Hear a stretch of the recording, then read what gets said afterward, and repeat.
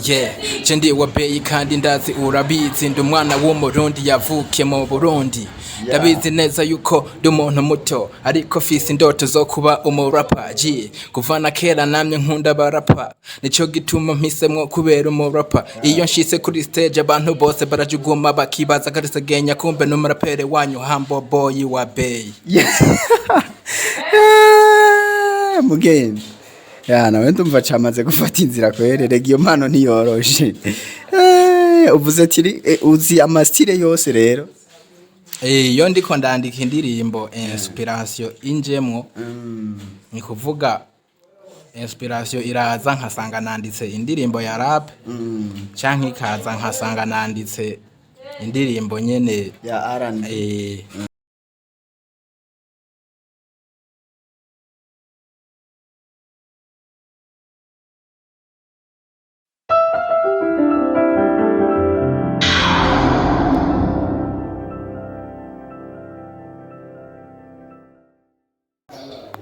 What's up people, what's up guys, bakunzi ba Presse Journaliste. Uno munsi nkuko mubimenyereye muri cyakigano duhana ibitekerezo canke duhane ivyiyumviro twabazaniye mwe mu bantu bakomeye babaririmbye ngaha mu gihugu cy'u Burundi sinzi ko yobidondora ya bro. Welcome again in the house.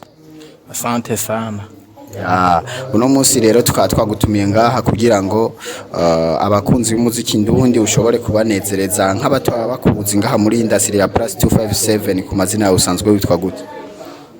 Ku mazina niswe n'abavyeyi nitwa Nkunzimana Gerard. Hanyuma umuziki nawo wambatije WABEI. WABEI kubera iki wise WABEI kubera?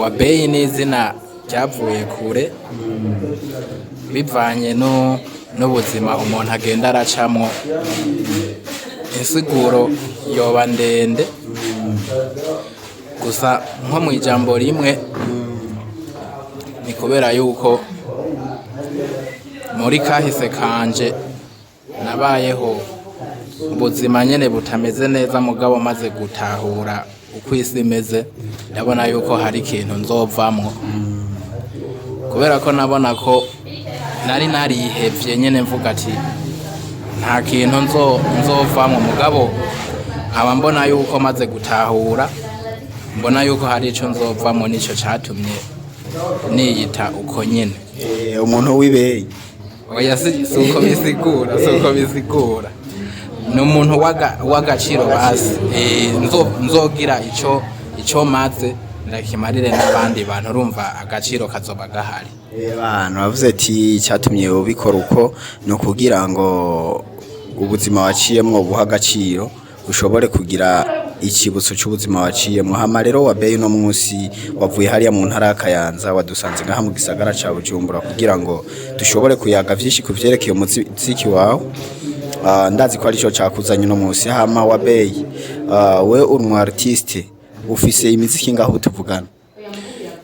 Kubera yuko ntanguye umwuga vuba nta misi ndamara mugabo ndatanguye ni projet ntanguye maze gukora indirimbo zitatu.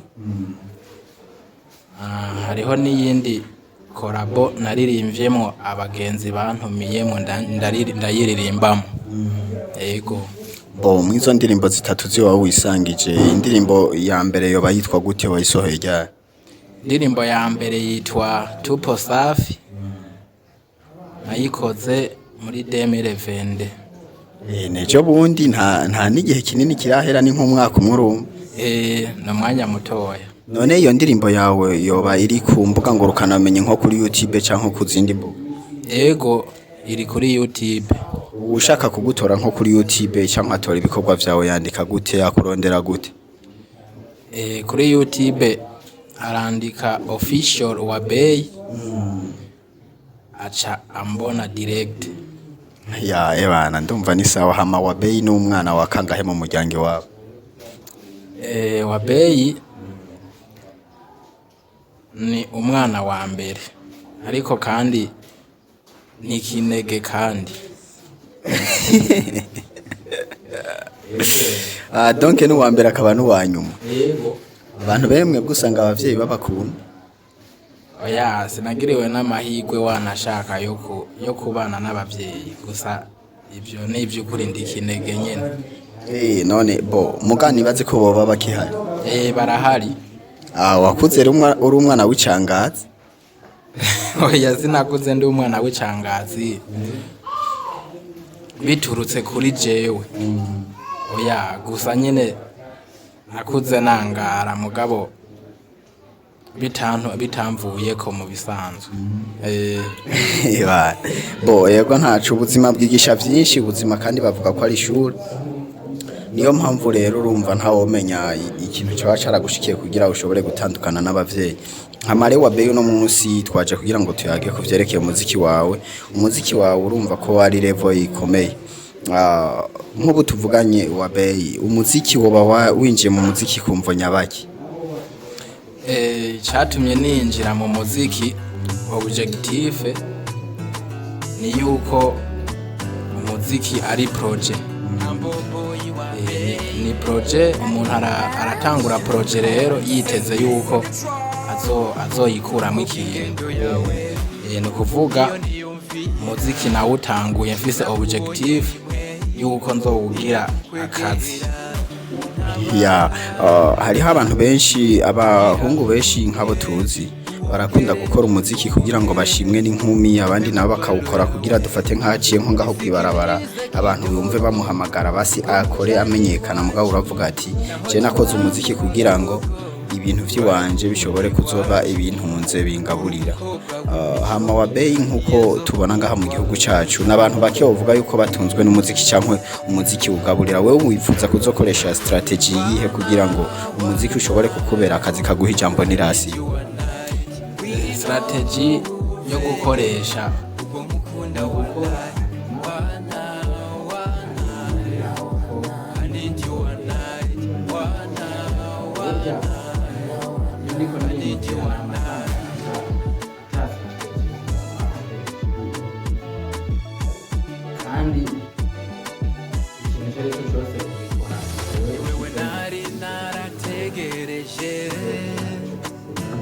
kugira mvuge rya jambo uruwa mbere urabaruta yuma namba wa terina musanga me just one night kore isanga mama irichoronda kurabe kisha bebe irichoronda kurabe nk'iki kuko indirimbo iyo ariyo yose yaba kurapa ndagenda kuririmba nkagenda. Ubu nyene rero nshaka freestyle ya rap.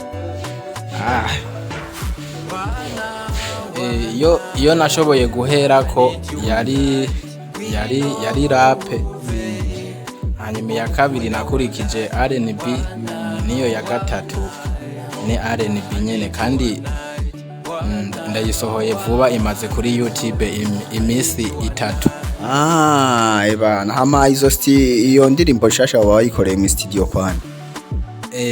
Iyi ndirimbo nshasha yitwa One Night nayikoreye muri studio iri mu Kayanza yitwa Nanje Record. Kandi producer wanje ndamushimira yitwa MP on track. MP on track kumenga namana mwumvise kenshi mu mahit song akomenga. Ariko arakora neza cyane ndamushimira cyane ego. None kubera ko abantu bo mu Kayanza baba bafise impano zo kuririmba imidiho yose ba B-Face ba Pro abandi ariko gusa icyo nzi cyo abanyakayanza bo baba bafise impano yo kuririmba imidiho myinshi sinzi impamvu. Umuntu avyisangamwo.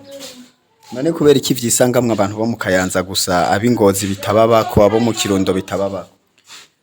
Reka ndakubwire igituma mvuze yuko umuntu avyisangamwo bitaraba ngo ni intara. Nk'ubu nagira ndakubwire yuko je nanje mvuka Ingozi. Uvuka Ingozi? Urampenze Ingozi amaja. Aya simbesha je mvuka Ingozi muri commune Mwumba. Hafi y'Igatsinda Ibuye he?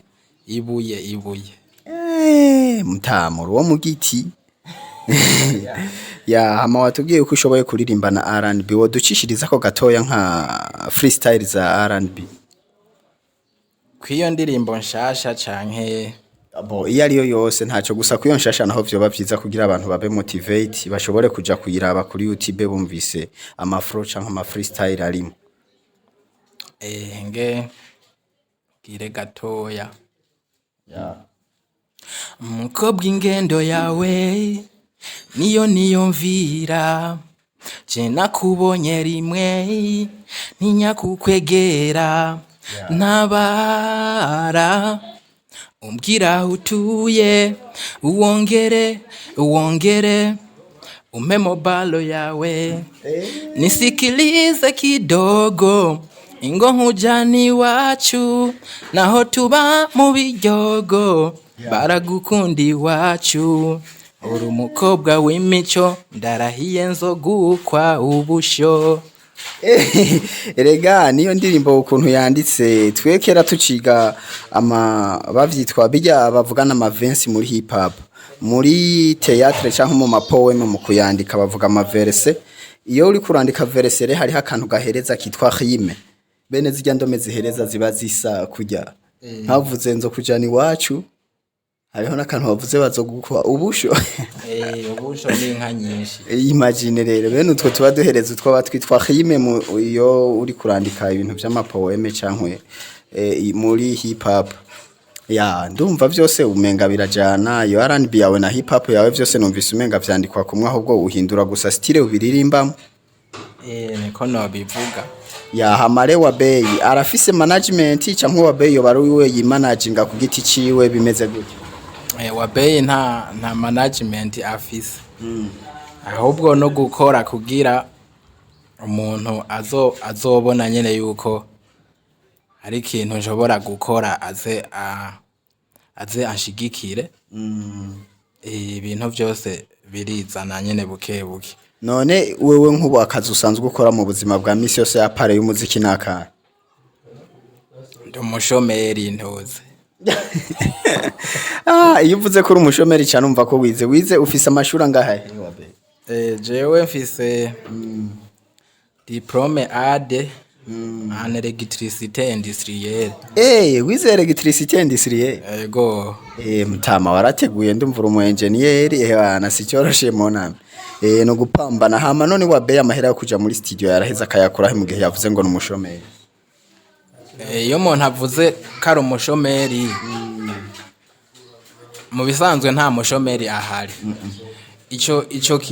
iryo jambo barikoresha umuntu kari umushomeri bivanye n'ukuntu aba afise ibintu aba yarize urumva afitiye uruhusha rwo gukora mugabo gacu usanga sivyo ariko arakora mw'ico gihe niho bakoresha iryo jambo kari umushomeri kubera naho aba afise ibintu akora mugabo sivyo aba yari yiteze yuko azokora kuko wize umuyaga nkuba uba uvuga ati nzokora akazi nko muri Legide zo par exemple mugabo rero kubera utaba ufise ako kazi muri Legide ubura umushomeri nyene birumvi ariko urumva gusa nk'ubu habaye agapane k'umuyaga nkuba barashobora kugutuma ku kakarezo ruva vyihuse ndagatengeneza mugenzi we ni sawa hama nguma nibutsa abakunzi bamenya nibi media yuko itariki 27 z'ukwezi k'umunani nyene dufise igiteramo hariya mu ntara ya Ngozi aho categuwe no bitwa Nick Devil Prince bafadikanije n'uwo bitwa Badman n'uwo bitwa Easton Cogs na K-Boy nanje nka Breze journalist nkazoba ndumu MC tuba tumiriye kuzohurira mu gisagara ca Ngozi mwese kugira ngo tuzinjoyinge hamwe muri ubwo buzima hamare turabandanya na WABEI niwe turi kumwe no munsi WABEI yagerageje kutubwira ibitari bike ku buzima bwiwe hama WABEI wowe mu kazoza kauribona nk'umuntu azoba ameze gute muri kazoza kiwanje nzoba umuntu akomeye iyo uvuze ko uzoba umuntu akomeye bisigure ko haba hari ikintu uri kurakora ubona yuko kizotumushika ko ivyo bintu bikomeye nk'icyo uri kurakora ubu wewe ubona cyo tumuzoba umuntu akomeye n'igiki uyu muziki urashobora kuzongira umuntu akomeye canke uko tubanye n'abantu abantu barashobora gutuma nabonyene uba umuntu akomeye jewe ico mfise gusa cyane nuko nizeye ko ivyo bintu bizokunda. Ebana bavuga ati nyene iri tararenga nta uritera ingata reka turindire turabe. Hama WABEI nk'ubu haje umuntu akakubwira ko ashaka uje muri management yiwiwe, ikintu wewe wumva wo mwegizija canke wo musaba cyo bari nk'igiki? Ikintu no musaba yuko nuko twokorana neza twumvikana gusa nta bindi. Uravuze ati wo gukenera uje muri management yiwe ico musaba no gukorana mwumvikana. Tumenyereye ama management yo ngaho iwacu menshi ahenda abaririmbyi ngo agira abafashe, ariko ugasanga pe arabihindutse, ugasanga harabaye mwingorane. W'ikintu ca mbere wumva muri contrat mwosinya cyo banza kuja mu cyo bari giki? Ikintu twobanza gusinya muri contrat coba nyene nk'ico nzofatirako. Vyovana niyo kontra ibiyirimwo kubera arinza avuga uje muri management yiwe. Ndazi ntakekenanye yuko abafise ivyo aba yarateguye. Urabiraba rero usanze bihuriranye n'ivyifuzo vyiwawe kemera kubisinya canke ntubisinya. Ego hama WABEI mu ndirimbo zose zawe harimwe ama video? Oya nta video irimo kiretse iyi nshasha ari video lyrics. Ego none witegekanya kuzokora video ya mbere nkajya hari kugira izo ndirimbo zawe zigira amasanamu? Ku ndirimbo ikurikira indirimbo ikurikira nifuza ko nzoyikora hama nce ndayikorera n'amasanamu. Nawe ndumva wateguye bisaba kwitegura bihagije mugenzi. Oya umuntu akora ivyo ashoboye. Ugahiga n'amasponsor amamesena n'amasponsoring mutama nta wishoboza. Nuko nyene rega ni bimwe nakubwira nyene umuntu atanguye projet arabanza gahura n'ibibazo gusa bayitwa masrago. Icambere arabanza iyo ari karakora hariho abantu baba nka famille. Ni kuvuga ibi ntakoze bibanza gushikira mu abo bantu. Abo bantu rero naho baba bakeya canka kabumwe ntihabura umuntu abona ati uyu muntu ari ntiyahisemwo kubigisuma reka mwibi bintu ari karakora reka ndamushigikire kidogo uko aba bishoboye. Niyo agira partage ya link yiwawe burya bari karagufasha. Ebana aho ni fresh mugenzi. Hamare WABEI nk'ubu wewe turi kumwe wohura n'umukuru w'igihugu nk'iki, ikintu ca mbere wowe wumva wo mubwira cyo bigiki? Ikintu ca mbere no bwira umukuru w'igihugu